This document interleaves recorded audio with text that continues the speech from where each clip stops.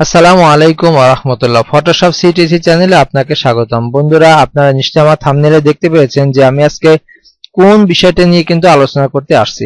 তো আজকে আমরা শিখব হলো পিএসডি ফাইলটা কি এবং এটার সুবিধাগুলো কি কি, আজকে আমরা এই জিনিসটা দেখব। তো আমরা সাধারণত অনেকে কাজ করে থাকি যে কাজগুলো খুবই ইম্পর্টেন্ট। তো আমরা এই কাজগুলোর ভিতর থেকে পিএসডিটা আজকে বেছে নিয়েছি। তো চলুন পিএসডির সকল সুযোগ সুবিধাগুলো আমরা একটু দেখে আসি। তো আমরা সর্বপ্রথম ফাইলে ক্লিক করলাম এবং ফাইলে যে নিউ বাটনে ক্লিক করলাম। নিউ বাটনে ক্লিক করে আমি কাস্টম থেকে একটা সাইজ নিয়ে নিলাম এবং ওকে বাটনে ক্লিক করলাম। তো আমরা এখানে আমাদের এই যে ব্যাকগ্রাউন্ড কালারটি কিন্তু একটি পেজ চলে আসছে। তো আমরা এখন কি করব, আমরা এখানে নতুন একটি লেয়ার তৈরি করে নেব। এই জন্য আমরা কিবোর্ডে কন্ট্রোল জে বাটন চাপ দেবো। তো দেখতে পাচ্ছেন আমাদের একটি নতুন লেয়ার চলে আসছে। তো আমরা এই লেয়ারের পরে কাজ করব।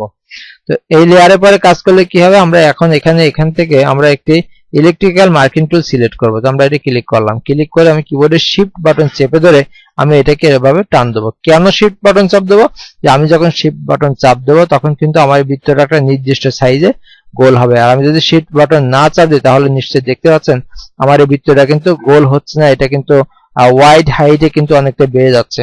আবার যখন শিফট চাপ দেবো এটা কিন্তু একটা গোল হচ্ছে। তো আমি শিফট বাটন চেপে ধরে এটাকে টান দিলাম।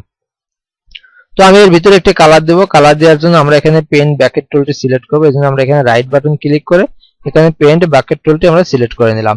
এবং এখানে এই যে কালার দেখতে পাচ্ছেন, একটি হলো ফোরগ্রাউন্ড কালার, একটি ব্যাকগ্রাউন্ড কালার। তো আমরা এখানে ব্যাকগ্রাউন্ড কালারটি নিচে রাখবো সাদা, ফোরগ্রাউন্ড কালারটি রাখবো লাল। তো আমরা ক্লিক করে দিলাম। তো আমার এখানে কিন্তু একটি লাল কালার চলে আসছে।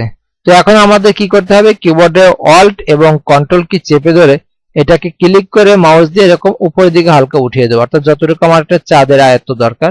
তো আমি এটাকে ছেড়ে দিলাম। তো এখন দেখতে পাচ্ছেন আমার এটা কিন্তু একটি মার্জিন দেওয়া আছে, অর্থাৎ এই ম্যাজিক দেওয়া আছে। তো আমি এর ভিতরে এখন সাদা রংটা ছেড়ে ব্যাকগ্রাউন্ডের সাথে অ্যাডজাস্ট করে দেবো। তো সাদা রং দেওয়ার জন্য আমাকে আবার এই কালারের ঠিক এই পয়েন্টে ক্লিক করলে উপরে কিন্তু সাদা চলে আসলো। তো আমি এখন এই কালারটার ভিতরে, অর্থাৎ এই যে উপরে লাল কালার, এর ভিতরে একবার ক্লিক করে দেবো। এবং আমি একবার ক্লিক করবো এই জন্য, কারণ এই যে বর্ডারটা, এই যে যে এই ম্যাজিক, এই ম্যাজিকের চারপাশে কিন্তু একটা লাল আবরণ আছে। আমি এটা একবার ক্লিক করে দিলাম।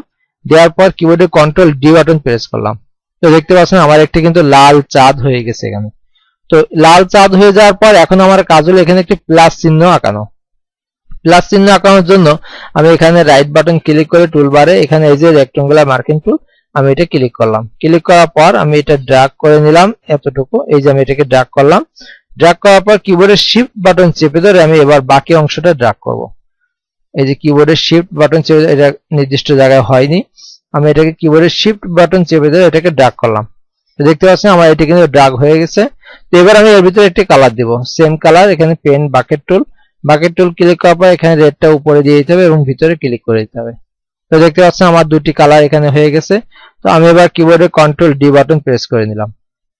তো এখন দেখতে পাচ্ছেন আমার কিন্তু এখানে দুটি ডিজাইন আমি এখানে তৈরি করেছি। তো আপনারা আমাদের লেয়ার প্যানেলে দেখতে পাচ্ছেন লেয়ার যে 1 লেখা ছিল, 1 এর ভিতরেই কিন্তু আমাদের দুটি জিনিসটা কিন্তু তৈরি হয়েছে। তো এখন আমরা এই দুইটাকে কিন্তু আলাদা আলাদা লেয়ারে পরিণত করব। এর জন্য কি করব, আমরা ম্যাজিকটি ক্লিক করে আমরা প্রথমে রেডটাকে ক্লিক করলাম, কিবোর্ডে কন্ট্রোল জে বাটনে প্রেস করে দিলাম। তো দেখতে পাচ্ছেন আমাদের লেয়ার 2, অর্থাৎ লেয়ার বক্সে লেয়ার 2 নামে কিন্তু একটা লেয়ার অলরেডি চলে আসছে সম্পূর্ণ আলাদাভাবে। তো আমরা আবার লেয়ার 1 এ ক্লিক করে আমরা এই যে চার্টটিকে ক্লিক করে দিলাম, সিলেক্ট করে দিলাম, দিয়ে কন্ট্রোল জে বাটনে প্রেস করে দিলাম। তো এখানে আমার দ্বিতীয় লেয়ারটি কিন্তু চলে আসছে। তো আমাদের এই যে লেয়ার, যে লেয়ারে আমরা কাজ করছি এটাকে আমরা একটু ডিলিট করে দিই। তো দেখতে পাচ্ছেন আমার দুটো কিন্তু লেয়ার হয়ে গেছে। তো এখন আপনি চাইলে কি, আপনি টুলবার থেকে এই যে ট্যাব বাটন, এটা মুভ ট্যাবটি আপনি ক্লিক করে আপনি এই যে কোনো এই যে চার্টগুলোকে খুব সুন্দরভাবে সেটিং করতে পারেন আপনার যেখানে খুশি।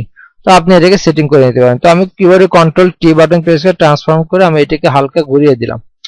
তো দেখতে পাচ্ছেন আমার কিন্তু এখানে খুব সুন্দরভাবে এটা সেট হয়ে গেছে। তো আমি এখানে একটা লেখা লিখবো, এই জন্য আমি এখানে টেক্সট ক্লিক করে হরিজন্টাল টাইপিং টুলে ক্লিক করে আমি এটা এখানে ক্লিক করলাম। তো এখানে আমি কিছু লিখবো, ডাক্তার কর্নার,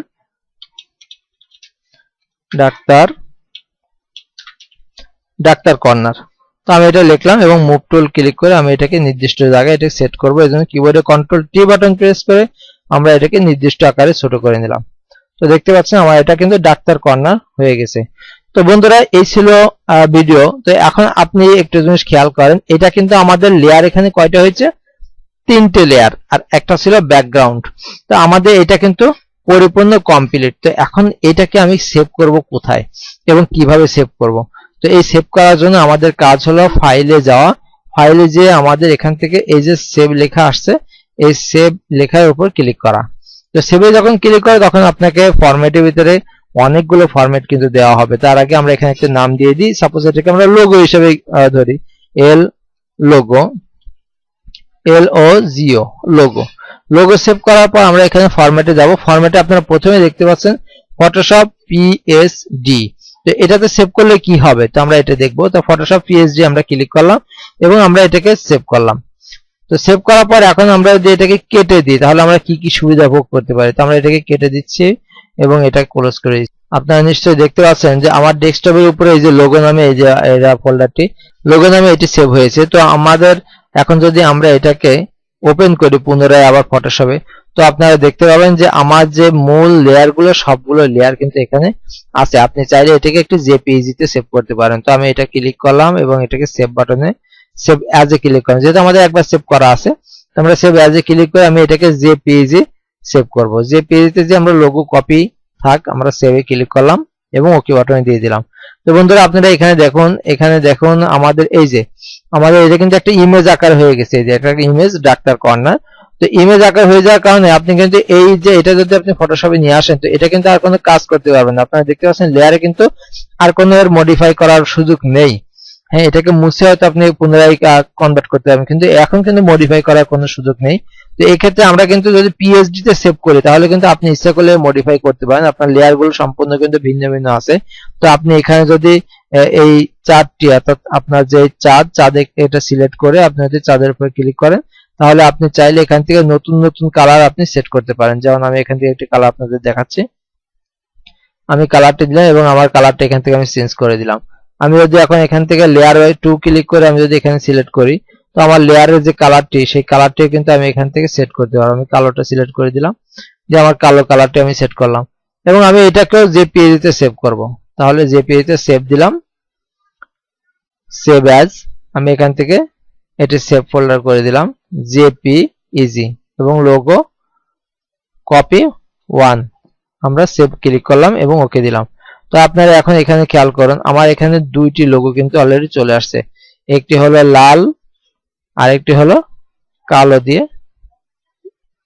তো বন্ধু দেখতে পাচ্ছেন আমার কিন্তু এখানে দুটি অলরেডি কালার চেঞ্জ। তো আপনি PSD এই সুযোগ সুবিধাগুলো পেতে পারেন। তো আশা করি আমার এই ভিডিওটি আপনাদের ভালো লাগবে। তো আমরা চেষ্টা করব আগামী দিন নতুন আরেকটি বিষয় নিয়ে আপনাদের সামনে আসার জন্য। এই সে পর্যন্ত আমাদের সাথে থাকুন। আসসালামু আলাইকুম ওয়া রাহমাতুল্লাহি ওয়া বারাকাতুহু।